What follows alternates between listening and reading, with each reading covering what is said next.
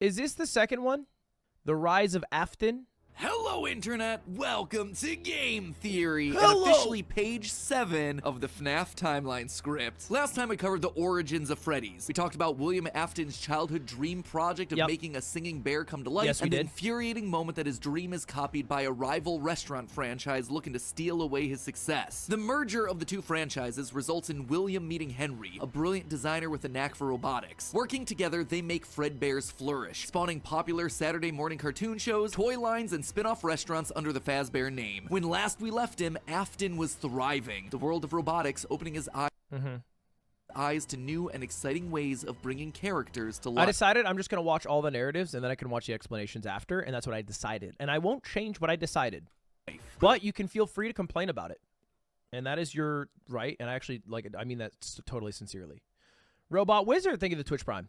Things to life. Yeah, that was his core driving force, his passion. And it was this very passion that would mutate, twist, and morph from here on out in the story. Because with life, there is inevitably death, something that Afton would become intimately familiar with. But before Afton acquaints himself with death, I want you to take some time to acquaint yourself with our newest channel. Guys, this is a huge moment for us theorists. For the last decade, we've had this 4-player control.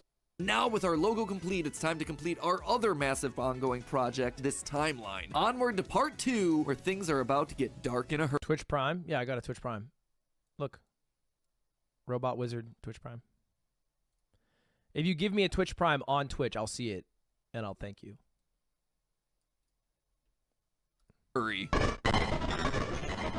The Afton Era.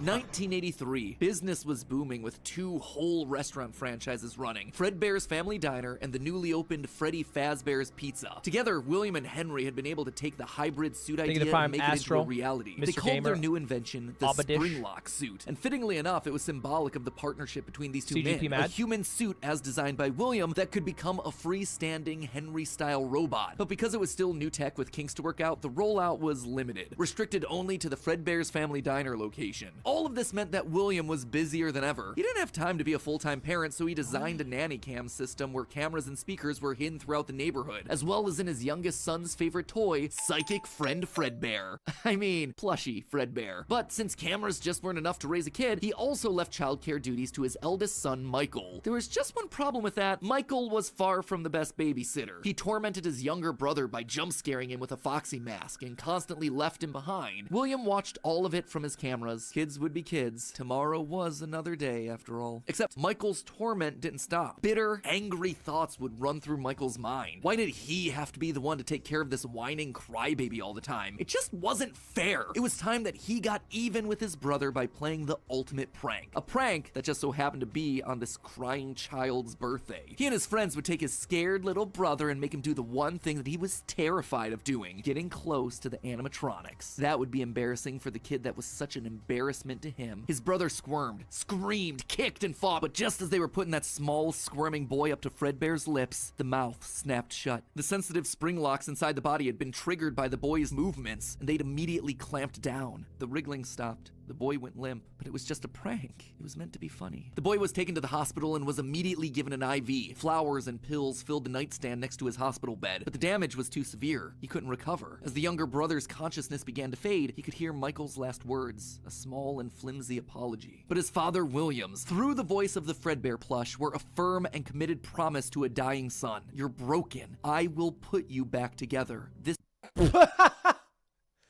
He wasn't even there? would not be the end. No matter what, William's son would live again. It would just take time. Time that, right now, he just didn't have. His young son's heart flatlined as the boy faded into the inky unknown of the afterlife. Fuck you mean you don't have time? He's dead now.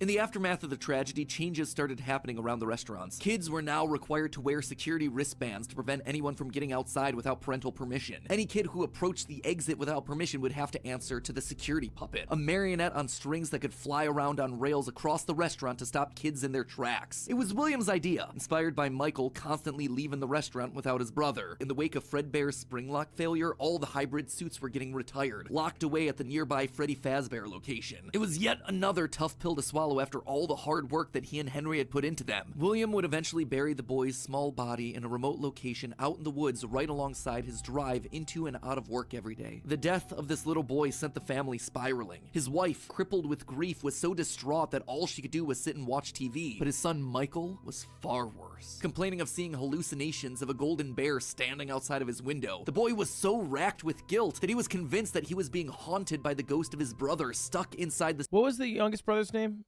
I need to do a catch up here.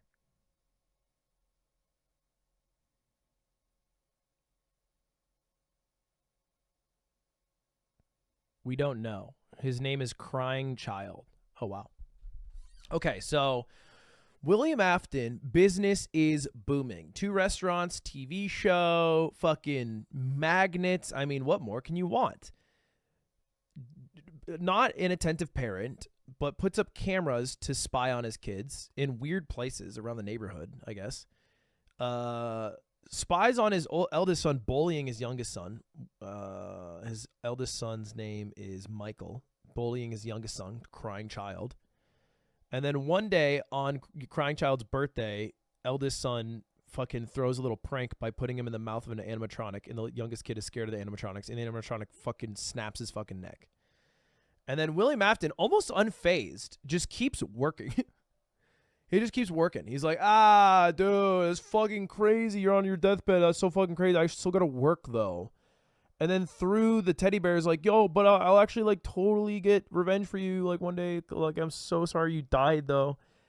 And then decides to add a security robot and security measures to his restaurant to prevent, supposedly, someone from getting fucking murdered again by a irresponsible child like Michael. And then the rest of the family's just fucked. Like, they're fucked because the youngest kid died and the dad's still not in the picture. They're just fucked. Okay. The suit that took his life. The suit's 3-toed feet digging into the wet earth. The words, "It's me," ringing through Michael's ears. Mario. Some nights, Michael would even go so far as to break out of his room to check the gravesite and ensure that his brother was still there. As for William himself, he disappeared into his work and his drinks. Junior's, the local bar, wasn't far from his son's gravesite. He found himself going there more and more frequently, spending longer and longer amounts of time there. The bar gave him a place to think, to remember, to reflect and stew on how Henry had stolen his idea for an animal-themed restaurant. You're still on that! Are we being fucking for real? Your kid died and you're still on that. That's crazy. Kevin saying the prime. That's crazy. You're at the bar, you're drinking, your youngest child died because your eldest child accidentally had it murdered by a fucking animatronic, and you're like, fucking Henry. That's crazy. That's crazy. He's fucking dumb as shit. William Afton is like the least intelligent character I've ever come across, ever. Like, actually just like a 99% petty, like 1% stupid. No brains. Cut his character out of the cartoon when everyone else was there. How Henry had humiliated him by buying him out of bankruptcy. And now there was his son. Henry had taken his son from him. What? Henry took his son. Aren't you the one who wanted to innovate on the animatronics and make them partial human, partial fucking robot? With the fucking double hinge or whatever? How is it robotic part was the part that failed after all. William ordered one more drink, but it was one too many. The bar turned him out and told him to go home. But William didn't go home. Drunk and angry, William raced back to the restaurant to give Henry a piece of his mind, only to find someone else waiting. Henry's daughter, Charlie, locked outside of the building, bullies laughing at her through the window. Fine, some other problem to fix. But then Afton got an idea. A beautifully awful idea. This was his chance to get back at the man that had humiliated him all those years ago. No, you're not gonna kill his daughter because your son died and somehow you've conflated your son's death to be the fault of Henry when it's actually your fault being a negligent parent and allowing your eldest son to raise your youngest child improperly. There's no way that's gonna happen. He had killed his business, and now Henry's robotic suit had killed his son. It was time for William to do some killing of his own. Let Henry feel what it's like to have something you love get ripped away. While parties continued inside the walls of the pizzeria, William attacked Charlie in the back alley. It felt good. He felt free. The years of resentment and bitterness trapped in his heart finally released in a moment of pure unapologetic evil. He would make Henry hurt like he hurts.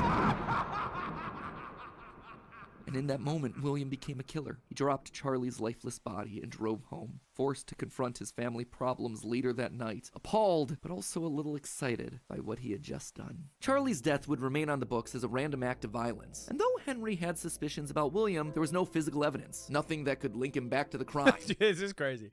It's so unbelievable that Henry's like, yeah, no, I think my business partner killed my daughter, but like, you know, we just got to keep working together, honey. Like, business is booming, you know. It's like, how are you not, if you even had a slight inkling, you're like, just like fucking, you know, move. You got to leave.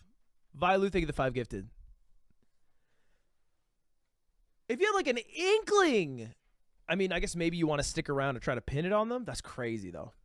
In the weeks that followed, Fredbear's Family Diner would close for good. 2 high-profile deaths around the restaurant with 2 grieving owners in such a short period of time was just too much bad press to handle. Besides, Freddy Fazbear's was still open, and it was the newer restaurant anyway. All the equipment from the diner, including the old yellow suits and security puppet, would get retired to that location, and there they would sit for 2 uneventful years. The rest of 1983 and 1984 were spent quietly grieving. Freddy Fazbear's Pizza and the new cast of characters were a hit. Tragic memories of their yellow predecessors quickly faded. Afton kept a low profile and buried himself in work and research, quickly reaching Henry's level of engineering and even surpassing him. And while Henry slowed down to grieve, Afton kept going, even starting his own company, Afton Robotics, for all those pet projects that were a little bit too experimental for the regular operations of the pizzeria. The first of these experimental projects was a secret workshop under his house, a veritable bunker, which allowed him to work while still monitoring his kids via hidden security cameras. 1983. A passcode that served as a constant reminder of why the cameras were so— Sorry, I missed that.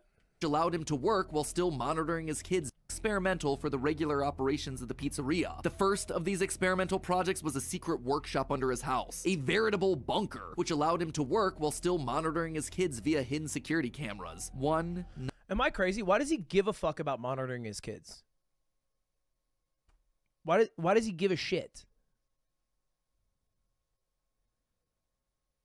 Like, who is he lying to? Clearly he doesn't give a fuck, because even when on the monitor a kid is snapped shut by a robotic bear to the point of death, he's still like, I'm busy. So it's like, what? Like, who are we fucking lying to? He doesn't give a shit about his kids. Because one died, he saw it on camera. And you know what he did? He said, "Oh man, yo, sorry dude, I'll fucking like try to help you out later on." It did nothing. I can buy the logic. He's obsessed with control.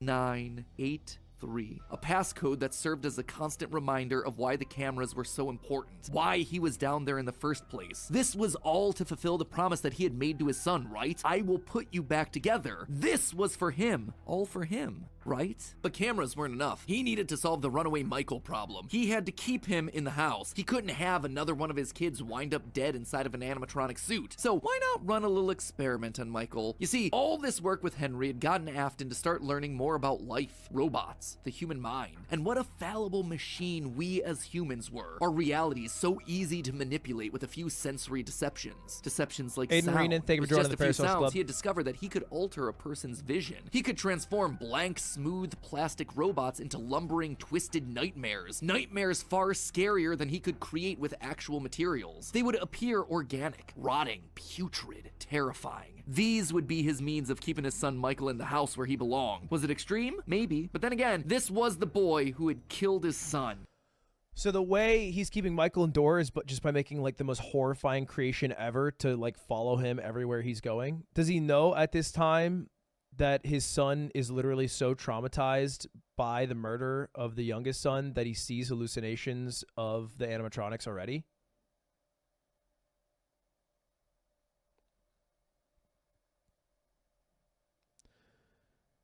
He's literally like, dude, you know that thing that you like hallucinate? Dude, what if I made it? I guess maybe that's what he saw and it wasn't a hallucination. Yeah, that's fair. He would make him sorry. And so Michael would grow up not only dealing with the memories of his own guilt, the hospital room, the pills, the flowers, the death of his brother, but also facing literal nightmares, illusions created by sound. Michael would never forget these either. Years later, as a security guard, he would still draw pictures of them inside of his logbook. But Michael was the security guard?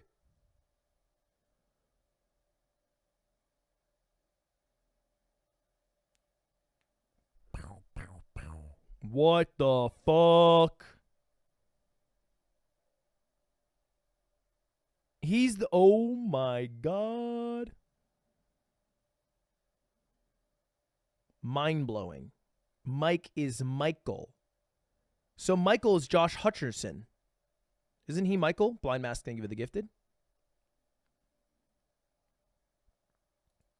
all of these extra projects meant that his home life suffered even more. He was an absent father and a non-existent husband, leaving his wife cold and alone. Why do you hide inside your walls when there is music in my hall? The Weeknd goes fucking hard, dude.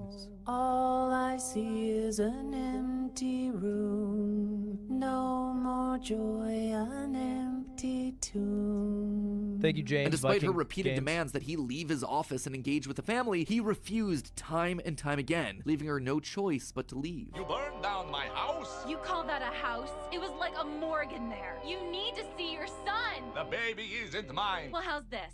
I'm keeping the diamond ring. And through it all, there was one lingering feeling. William wasn't done. He had gotten a taste of what it felt like to be unleashed, what it felt like to be free. Charlie's murder had unlocked something in him. Why is he purple?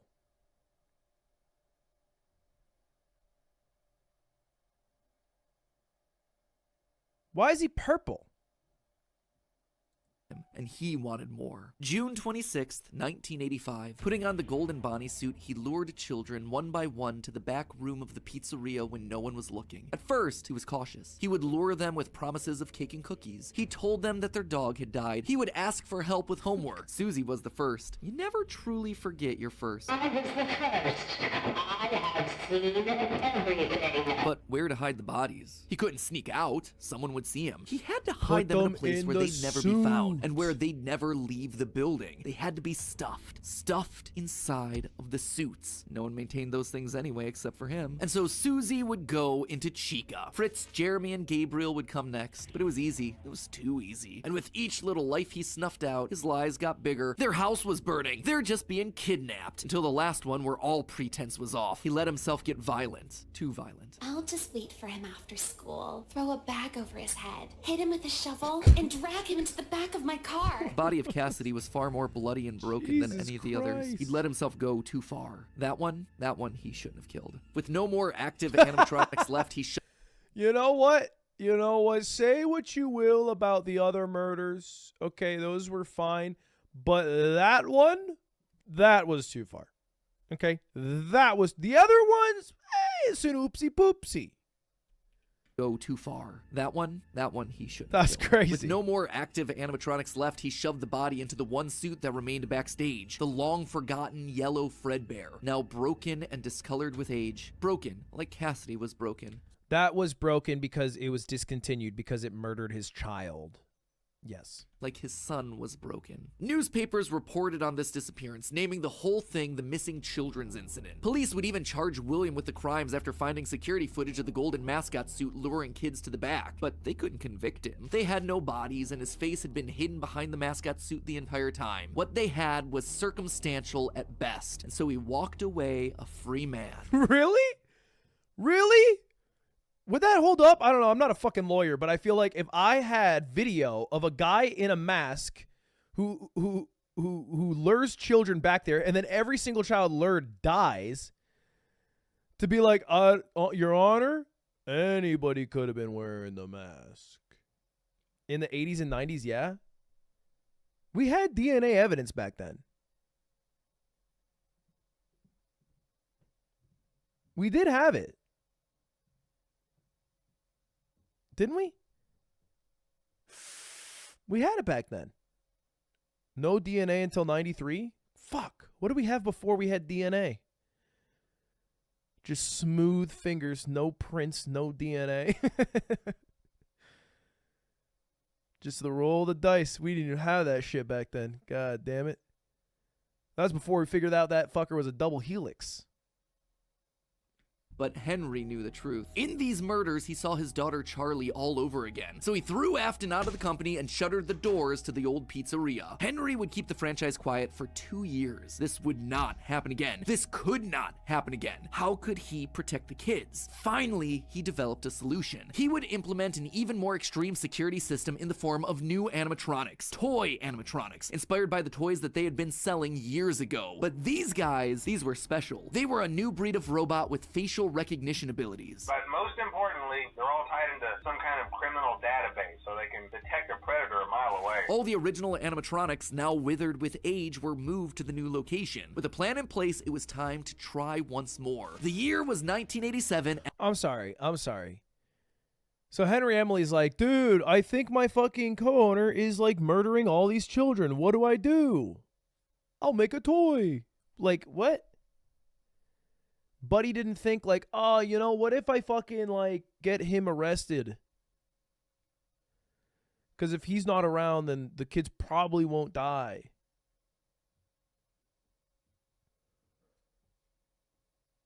And if you can't get him arrested, be a vigilante. Here's the thing. If I was fucking convinced that Aiden had murdered 5 children and the police were like, sorry, there's nothing we can do about it. And not only 5 children, but more children, one of them mine, I'd fucking take him out, baby. I would take him out vigilante style. I wouldn't be like, let me make a gizmo and a gadget. And the new and improved Freddy Fazbear's Pizza was making headlines in local newspapers. Headlines that just so happened to catch the attention of William Afton. Freddy's was back, and without him? That was his idea, his character. Henry was, yet again, trying to cut him out of the picture. No. That's crazy! That's crazy! You murdered 6 children! I feel like I'm taking crazy pills here. How is he still on the... Dude, what? You're doing a Freddy's without me? Like, how is he on that? That's crazy. I'm losing my mind. This is so annoying. There's a common phrase called no face, no case. As long as these restaurants stayed open, William would always come back. Then he noticed the... Yeah, so you know what Henry Emily could have done? Not open the same fucking restaurant where 6 kids were murdered. That would have been a fucking stellar move by him. Phone number to apply at the bottom of the article. $100 a week to apply, call. Afton would go back, not as an owner or co-founder. He would go back in the one place that they would least suspect him, a lowly day shift security guard. And there it was, buried in the back of parts and services, mixed in with the old withered animatronics, was the golden rabbit. With the yellow security badge still on his chest, he used his crank to pull open the spring locks. It was time for Bonnie to give an encore performance. Someone used one of the suits. We had a spare in the back. A yellow one, someone used it. Now none of them are acting right. From what I understand, the building is on lockdown. No one is allowed in or out, you know, especially concerning any previous employees. When we get it all sorted out, we may move you to the day shift. A position just became available. 1987, 5 more kids. He didn't know what felt better, getting back into the... That's crazy. That's crazy. Henry Emily has to be the dumbest motherfucker I've ever learned about ever. Like, William Afton's like a psychopath, right? And, like, you know, there's not much sense in trying to, like, you know, condense logically his decision tree into what I would do because he's a psychopath. Whatever, that's fine. But Henry Emily's just a dumb fucker.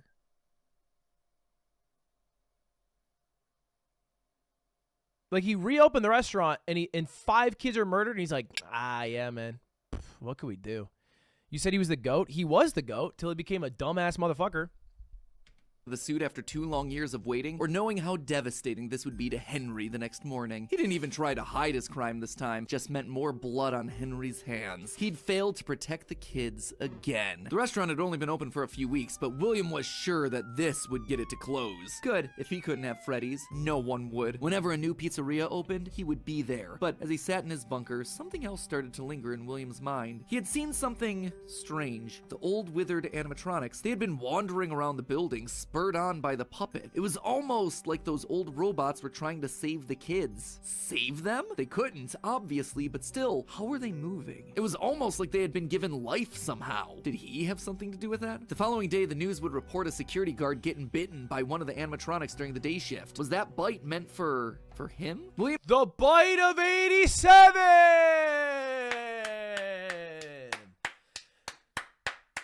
I don't know what it means, but it's exciting.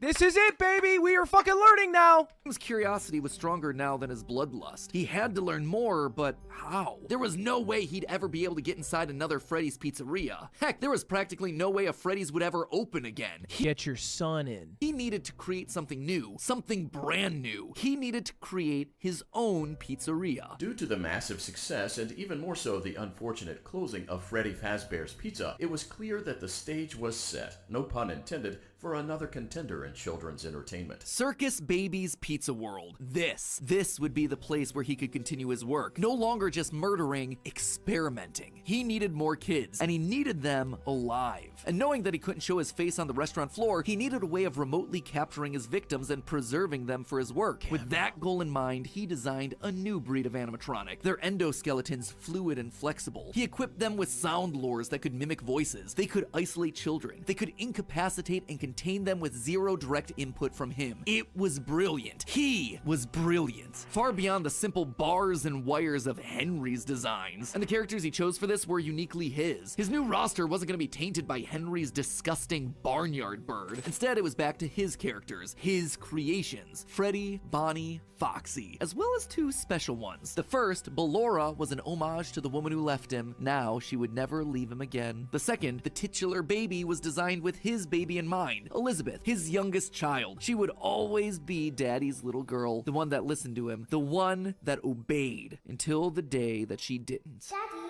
why won't you let me play with her? She's so pretty and shiny. Didn't you make her just for me?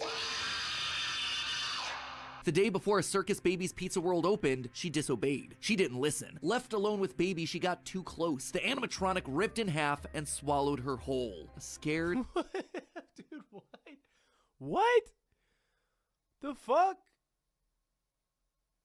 I thought his whole thing was like, I'm not gonna murder now. I just want to figure out what's going on with it. What the fuck? It just, what? I feel like we kind of glossed over that. We're kind of skipping a bit here. And why is she British? William's British? But why are his kids British? That doesn't make no damn sense.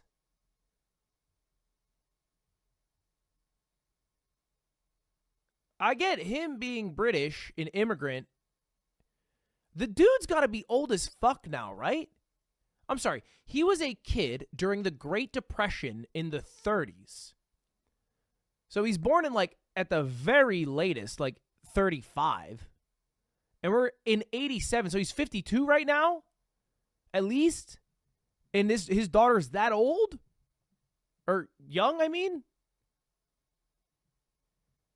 So he's on that Robert De Niro wave, eh?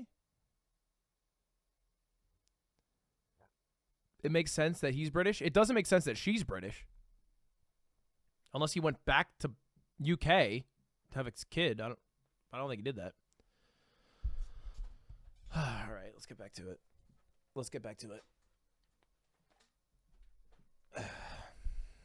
And confused child fading into eternal darkness. By the time Afton found her, it was too late. She was gone. He immediately canceled the launch of Circus Babies under the guise of a gas leak. But wait, as he sat there at the foot of the stage, he noticed that something was different. The eye color of the robot had changed. Baby had been built with blue eyes, but now they were emerald green, the same color as Elizabeth's. Was she in there? Could this all be connected to the free-moving animatronics that he had seen at Freddy's? He had to know more. His mourning turned to excitement. He had to return to where it all started. 1993. Pathetic. This place was pathetic. Henry had clearly tried to reopen one final time with those old original animatronics from so long ago, but William's damage to the brand had been permanent. These things stank of death. They hadn't been washed in decades. But even if they had, nothing could wash away the stink of murder that haunted these halls. One night, then another, then another. William repeatedly snuck into the old broken restaurant to lure the living animatronics to him, one by one dismantling them, robbing them of their endoskeletons, endoskeletons. The metal had to be the secret. It had to contain the remnants of life itself. But he had to know for sure. Leaping out of a room that was invisible to the animatronics programming, he dragged the oversized robotic skeletons back to his underground workshop. Back to where Circus Baby watched on with glowing, curious eyes. Eyes that somehow felt alive. Not knowing what else to do, William melted the robotic parts down. 5 animatronic endoskeletons reduced down to one silvery puddle of goo. Could he transfer this living metal to his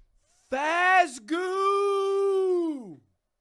Fazgoo, Fazgoo, Fazgoo, Fazgoo, Fazgoo, Fazgoo, Fazgoo!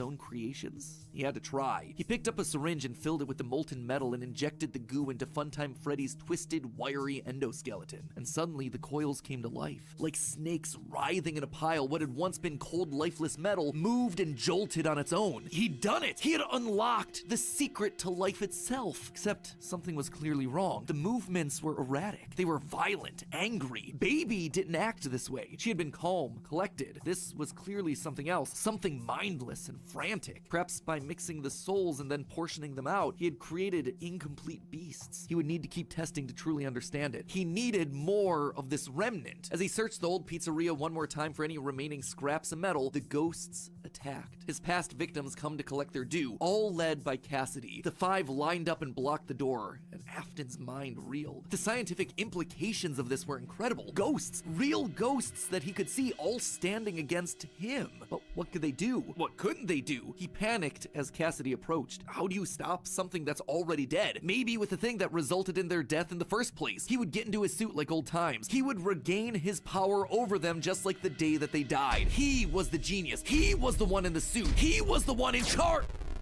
The spring lock snapped into place. Maybe it was his frantic movements. Maybe it was the leaky, abandoned restaurant. Maybe it was just fate coming to collect its due. He didn't know. The only thing he did know was that his brain was suddenly filled with searing white-hot pain as hundreds of metallic pins and gears stabbed into his body from all sides. All he could do was collapse, blood slowly oozing out of... It is frustrating that this is the 3rd time someone has activated a spring lock to get their head fucking snapped. I get when the kids fell for it. I get that. But the dude who made the device fell for that? Really? Out of the suit and pooling onto the floor around him. It couldn't end like this. It wouldn't end like this. His work was unfinished. Unable to move, his only option was to survive, to live, to keep living. It took days lying in his own blood, but eventually someone found him. A security guard making a normal report. When he saw the animatronics torn apart in the middle of the party room floor, it caused him to file an immediate report of a break-in. An owner would have to come in and claim the damage. And who else would it be other than Henry? Hope jumped in Afton's heart. Henry would see him. They were partners, after all. He would be the one to help save him, to get him out of this suit, to relieve him from this tremendous pain. Henry entered the secret room. His eyes fell on Afton sitting there in the pool of red, and Henry, saying nothing, turned and walked away. This is just to inform all employees that due to budget restrictions, the previously mentioned safe rooms are being sealed at most locations, including this one. Nothing is being taken out beforehand, so if you left anything inside, then it's your own fault. Management also requests that this room not be mentioned to family, friends,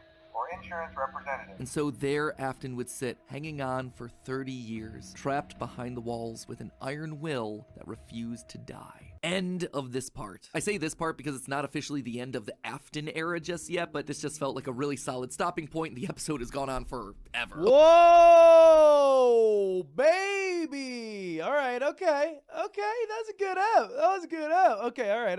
Let's do a little recap. We got William Afton, who is a Depression-era baby inspired by Bear. Like Bear, makes Bear restaurant with people in bear suit. Also makes Bunny. Smarter man, Henry Emily, says, that's not a bad idea. Does the same thing, robot. Genius. Everyone likes robot restaurant. Henry Emily, after William Afton's restaurant goes out of business, says, hey, join me, baby. We do it together. I'll de-bankrupt you. They make a spot, all right? Fredbear's Family Diner pops off.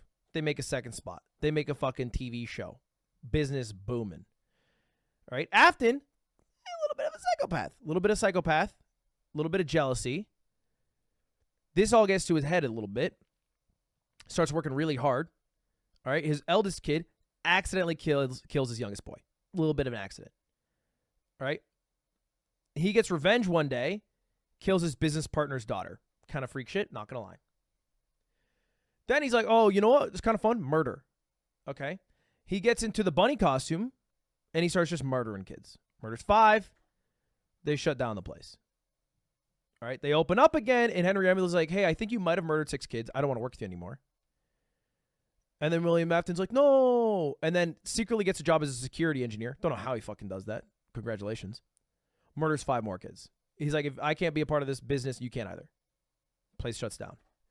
Goes to open his own spot because he thinks there might be something up with the animatronics. As he's opening the spot, day before, his daughter goes near a fucking animatronic, gets murdered. Initially, he's sad. Then he's like, uh-oh, wait, maybe the soul of her body is still in this animatronic because the eyes have changed. Goes back to the abandoned one where he murdered 10 kids at. Finds out that he was right. There's some sort of soul being kept through these murdered bodies through the animatronic. The souls are kind of mad at him, though. Go to kill him, but uh-oh, he kills himself by getting his head fucking snapped off by the animatronic. Henry Emily sees him, says, there's literally nothing here whatsoever, and leaves his body, in, I guess more accurately, his soul for dead for 30 years. And I think it's about it. It's about it. And now we're, I think, going to get to the modern era, which is the toys are now alive and they're fucking with people.